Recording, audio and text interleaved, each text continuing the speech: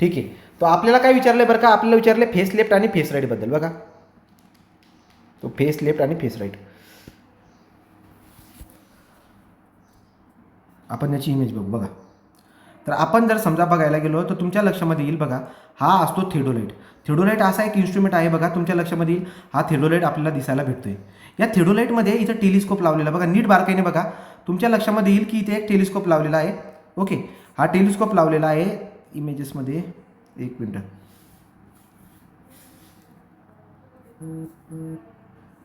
हे बघा, हा आपण हे इन्स्ट्रुमेंट बघू शकतो. तर तुमच्या लक्षामध्ये येईल की इथे जर बघायला गेलं बघा एक व्हर्टिकल सर्कल दिसतोय, मला तो इथं दाखवता येणार नाही पण तुम्ही लक्षामध्ये घ्या तरी बी. हा बघा, हा जो डॉटेड पॉईंट दिसतोय बघा, हा व्हर्टिकल सर्कल आहे. हा टेलिस्कोप आहे बघा, हा जो तुम्हाला हे दिसतंय ना, हे बघा, हा जो आहे हा आपला काय, हा टेलिस्कोप आहे. इथून आपण बघतो, तो इथून आपण बघणार आहे. तुमच्या लक्षामध्ये काय येईल बरं का, मी डायग्राम दाखवतो. हे बघा, आपण जर बघायला गेलो तर माझ्या लक्षामध्ये येईल की समज हा इन्स्ट्रुमेंट आहे आपला, ठीक आहे, असा जो काही आहे असा इन्स्ट्रुमेंट आहे, हा टेलिस्कोप आहे समजा. त्याच्या बॅक साईडला किंवा आपण एक काम करू, असा इन्स्ट्रुमेंट दाखवूया. इथे एक व्हर्टिकल सर्कल दिसायला भेटतोय. तर तुमच्या लक्षामध्ये येईल की जेव्हा तुम्ही त्या टेलिस्कोपमधून बघताय ना, तो टेलिस्कोपमधून बघितल्यानंतर तुमच्या साईडला एक सर्कल असतो, त्याला व्हर्टिकल सर्कल बोलतात. तर ऑब्झर्व्हरच्या जर का लेफ्ट साईडला तो व्हर्टिकल सर्कल असेल आणि आपण जर का समजा बघत असू, ऑब्झर्वेशन घेत असू, तर त्या पोझिशनला बोलतात, इन्स्ट्रुमेंटच्या त्या पोझिशनला बोलतात फेस लेफ्ट.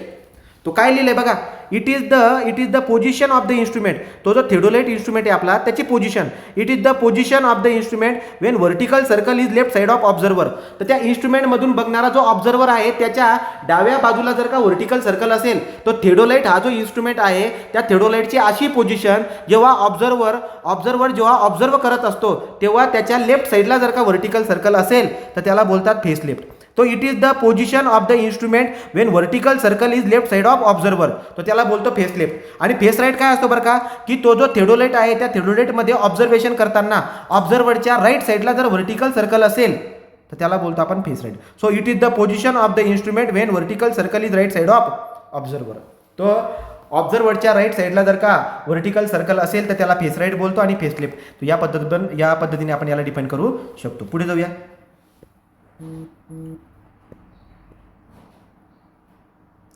पुढचा पॉईंट आहे आपल्याकडे आता, डिफाईन बेसलाईन अँड टायलाईन. ठीक आहे, तो प्रश्न आता पुढचा आहे, define baseline and tie line. Baseline and tie line काय असते बघा आता, तो बेसलाईन अँड टायलाईन.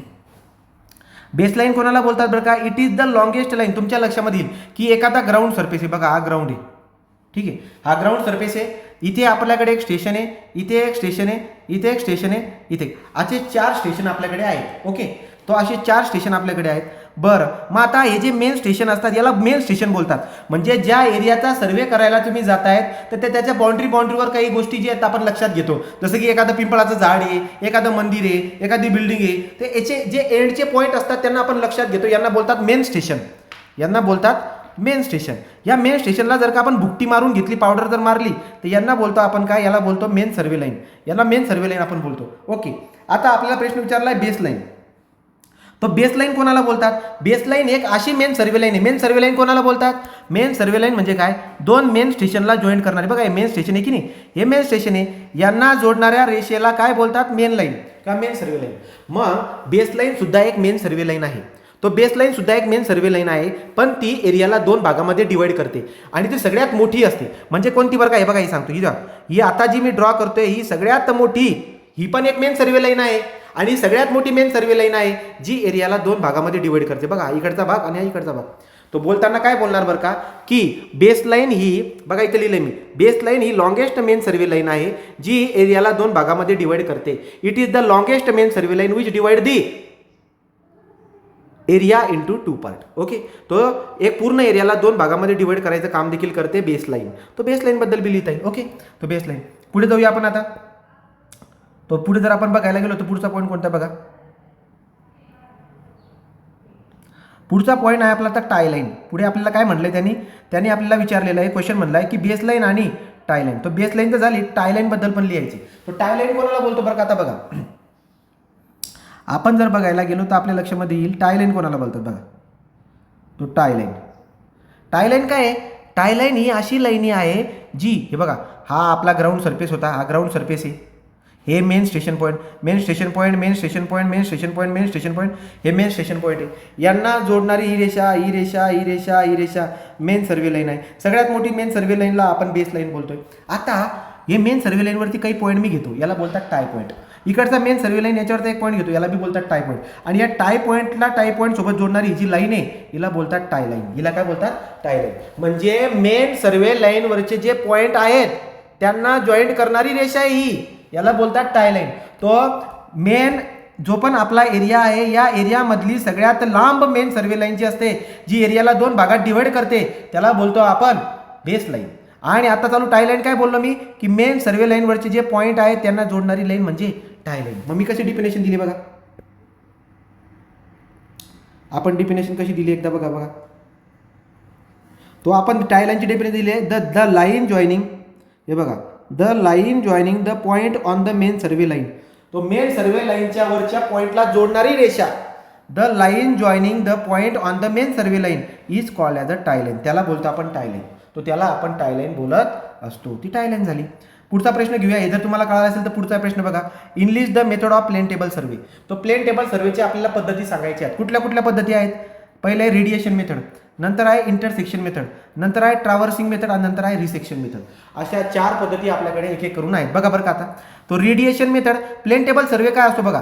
सर्वेसाठी आपल्याकडे एक पद्धत असते प्लेन टेबल सर्वे. टेबलावरती पांढरा कागद ठेवतात आणि सर्वे करतात, ते आपण नंतरचा भाग आहे. तो प्लेन टेबल सर्वे जो आहे त्याच्या पद्धती कोणकोणत्या आहेत? 1 नंबर रेडिएशन मेथड आहे, 2 नंबर इंटरसेक्शन मेथड आहे. हे बघा, तो पहिली आहे radiation method, intersection method, traversing method आणि रिसेक्शन मेथड. अशा 4 पद्धती तुम्हाला लिहायच्या आहेत. 2 मार्काला 101% प्रश्न येतो हा. तो काय बरं का, प्लेन टेबल सर्वेच्या पद्धती कोणत्या आहेत? Radiation method, intersection method, traversing method आणि रिसेक्शन मेथड. ठीक आहे. तो या पद्धतीने तुम्ही बोलू शकतात RITR. ठीक आहे, RITR. तो R म्हणजे रेडिएशन, I म्हणजे इंटरसेक्शन, T म्हणजे ट्रॅव्हर्सिंग, R म्हणजे रिसेक्शन. तुम्ही ट्रिकनुसार तुम्ही लक्षामध्ये ठेवू शकता. बघा पुढचा क्वेश्चन आपण बघूया. आता पुढचा क्वेश्चन आपल्याकडे आहे, पुढचा क्वेश्चन आहे डिफाईन कंटूर इंटरवल. तो define contour interval. Contour interval दाखवण्याच्या अगोदर तुम्हाला समजून घ्यायला पाहिजे की कंटूर म्हणजे काय. ओके, तो कंटूर म्हणजे काय बरं का, हे आपण जर बघायला गेलो तर आपल्या लक्षामध्ये येईल कंटूर कोणाला बोलतात. बघा, तो हे समजा एक ग्राउंड सरफेस आहे, ही ग्राउंड सरफेस आहे. आपल्याकडे समुद्र सपाटी म्हणून एक रेषा असते, तो ही समुद्र सपाटीची एक रेषा आहे. ठीक आहे, याला समुद्र सपाटीची रेषा बोलतो. आणि ग्राउंडवरचा एखादा पॉईंट आहे आवाला, तो समुद्र सपाटी मीन सी लेवल पासून या पॉईंटची जी उंची असते हिला बोलतो आपण रिड्यूस लेवल. हिला काय बोलतो आपण? Reduce level. मग आता बघा, आपल्या पृथ्वीवरचे असे काही पॉईंट असतील ज्यांची रिड्यूस लेवल सेम असेल. रिड्यूस लेवल काय असेल? सेम. तो ग्राउंडवरचे पॉईंट बघा, मी तुम्हाला नवीन सांगतो नीट. ही जी आहे आपली पृथ्वी, ही आपली एक पृथ्वी अर्थ सरफेस आहे. आणि मीन सी लेवल जी असते ही मीन सी लेवल आहे, समुद्र सपाटी मीन सी लेवल आहे. तर या मीन सी लेवलपासून तुम्ही समजा इथे पॉईंट ही उंची मोजली या पॉईंटची, तर ही रिड्यूस लेवल आली. या पर्टिक्युलर पॉईंटची उंची मेजर केली तो ही रिड्यूस लेवल आली. या पर्टिक्युलर पॉईंटची उंची मेजर केली तो ही पण रिड्यूस लेवल आली. तो सांगायचं तात्पर्य काय आहे की मीन सी लेवलपासून तर ग्राउंडवरच्या पॉईंटपर्यंत जी उंची असते त्याला आपण रिड्यूस लेवल बोलतो. तर ही पण एक, तो सांगायचं तात्पर्य काय, मीन सी लेवलपासून कुठल्या पण पॉईंटची उंची जर मेजर करतायत तर ती त्या पॉईंटची काय झाली? रिड्यूस लेवल झाली. त्या पॉईंटची ती रिड्यूस लेवल झाली. आणि ज्या पॉईंटची रिड्यूस लेवल आपल्याला माहिती असते त्याला आपण बेंचमार्क बोलतो. हे तुम्हाला नंतर सांगेल मी.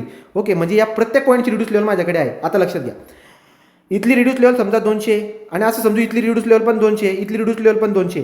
तर आता हे 200च्या रिड्यूस लेवलच्या पॉईंटला जर का आपण जॉईंट करून दिलं तर एक लाईन बनेल. त्या लाईनला बोलतात कंटूर लाईन. त्या लाईनला काय बोलतात? Contour line. त्याला कंटूर लाईन बोलतात. तो सेम रिड्यूस लेवलचे जे पॉईंट आहेत ग्राउंडवरचे, मीन सी लेवलपासून ग्राउंडवरच्या पॉईंटची जी उंची मोजतो आपण त्याला रिड्यूस लेवल बोलतात. आता पुढे काय बोलतोय की सेम रिड्यूस लेवलच्या पॉईंटला जोडणारी जी लाईन असते त्याला बोलतात कंटूर लाईन. त्याला काय बोलतात? Contour line. तर त्याला आपण कंटूर लाईन बोलतो. मग आता बघा, कंटूर लाईनबद्दल आपण आता बघूया कंटूर लाईन काय असते. तो कंटूर लाईन तुम्ही जर आता बघायला गेलात, मी तुम्हाला कंटूर लाईन समजून सांगतो. हे बघा, आपल्याकडे समजा हे अशा कंटूर लाईनच्या असे आकृत्या असतात. ही कंटूर लाईन आहे, ही कंटूर लाईन. ही कंटूर लाईन जर तुम्ही बघायला गेलात तर तुमच्या लक्षामध्ये येईल की हे 200चा कंटूर आहे. याचा अर्थ असा आहे की बाबा हे जेवढी पण ही मधली लाईन आहे ना, ही पूर्ण लाईन यांची उंची 200 मीटर आहे समुद्र सपाटीपासून. ही 250, ही बाहेरची 300, ही बाहेरची किती? 350. तर तुमच्या लक्षामध्ये येईल की सर तुम्ही सेंटरमधून जेव्हा बाहेर येत आहे तर त्याची उंची वाढते हो. नेमकं ही आकृती कशाची? बाहेर उंची वाढते म्हणजे 100% बाळांनो ही दरी आहे. ही काय आहे? ही दरी आहे. तो एक दरीचा कंटूर आहे. तो दरीची कंटूर आहे बघा ना, हे सेम लेवलच्या पॉईंटला जोडणारी जी कर्व आहे ना ही वाली, याला बोलतात कंटूर. तो ही कंटूर आहे. हे इथले वरचे ही पण एक कंटूर आहे. हे कंटूर आहे. तुमच्या लक्षामध्ये येत आहे का नाही बघा. तो सेम लेवलच्या पॉईंटला जोडणारी जी पण कर्व असते त्याला कंटूर बोलतो. आता बघा ही मधली जी काही लाईन आहे याची सेम रिड्यूस लेवल आहे 200 मीटर. बाहेरची जर हे बघितली तर हे कोणत्या उंचीला जोडत आहेत? 250 मीटर. समुद्र सपाटीपासून 250 मीटर उंचावरती असणारे जेवढे पण पॉईंट आहे त्यांना जोडणारी ही कर्व आहे किंवा एक सर्कल आहे 250 मीटर. समुद्र सपाटीपासून जोडणाऱ्या या पॉईंटला जोडणारी रेषा आहे 300 मीटर. तर तुम्ही मला सांगा 200, 250, 300 या प्रत्येकामध्ये अंतराचा डिफरन्स किती आहे? 50 मीटरचा. तो लक्षात येईल. हे बघा हे आणि हे इथं किती आहे? समजा 200, याची उंची किती आहे? ही 250, याची उंची किती आहे? 300. त्या दोघांमधला जो गॅप आहे ना उंचीचा, याला बोलतो आपण, तो हा व्हर्टिकल डिस्टन्सचा जो गॅप असतो याला बोलून देतो आपण, याला बोलतो आपण कंटूर इंटरवल. तो कंटूर इंटरवल म्हणजे काय? ज्या कंटूर लाईन आहे त्या कंटूर लाईनमधला जे व्हर्टिकल डिस्टन्स आहे, इथं 200 आणि 250 म्हणजे गॅप कितीचा आहे? 50चा. तो कंटूर इंटरवल कितीचा आहे? 50 मीटरचा आहे. तो कंटूर इंटरवल काय आहे? Vertical distance between the two contour line. ही कंटूर लाईन म्हणजे की ही कंटूर लाईन समोरून बघितलं तर असं दिसेल. यांच्यामधलं व्हर्टिकल डिस्टन्स जे आहे बघा ना तुम्ही, इथं 200 आणि 250 गॅप कितीचा आहे? 50चा आहे. तो त्यामुळे आपण त्याला काय बोलणार बघा. तो इथं कसं बोलणार? So it is the vertical distance between the two contour line on map. नकाशामध्ये जो कंटूर मॅप दिलेला आहे तुम्हाला, त्या दोन कंटूर लाईनमधलं व्हर्टिकल डिस्टन्स बोलतोय मी. म्हणजे इथे 150 दिला आहे समजा, इथे 200 दिला आहे, दोघांमध्ये गॅप कितीचा आहे? 50 मीटरचा आहे. याचा अर्थ कंटूर इंटरव्हल कितीचा आहे? 50 मीटरचा आहे. तर it is the vertical distance between the two contour line is called as the contour interval. त्याला आपण कंटूर इंटरव्हल बोलतो. ओके, पुढचा प्रश्न घेऊ आपण आता. तो पुढचा प्रश्न आपल्याकडे आहे आता 2 मार्कसाठी. ओके, तो पुढचा प्रश्न आता आपण घेणार आहोत 2 मार्कसाठी.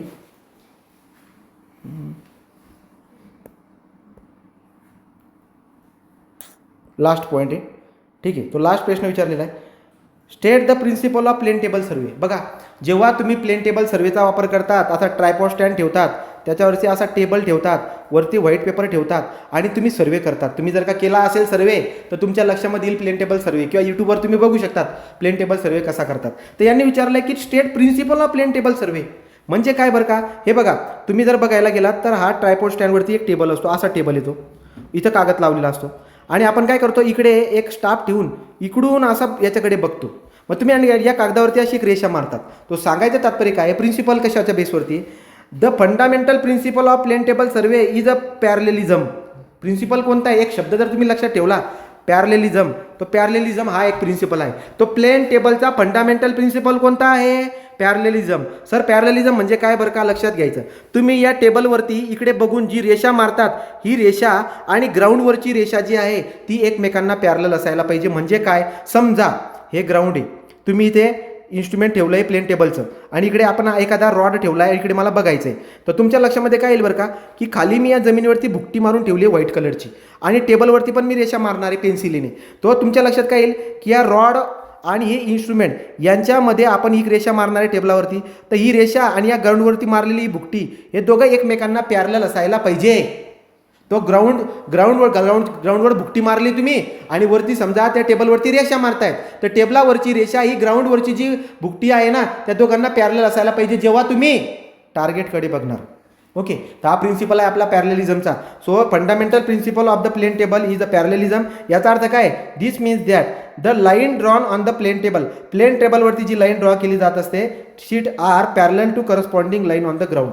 याचा अर्थ असा आहे की ती ग्राउंडवरच्या लाईनला पॅरलल असायला पाहिजे. तो अशा पद्धतीने 2 मार्काचा आपण कव्हर केलेलं आहे, एका पेपरामधून ते कव्हर केलेलं आहे.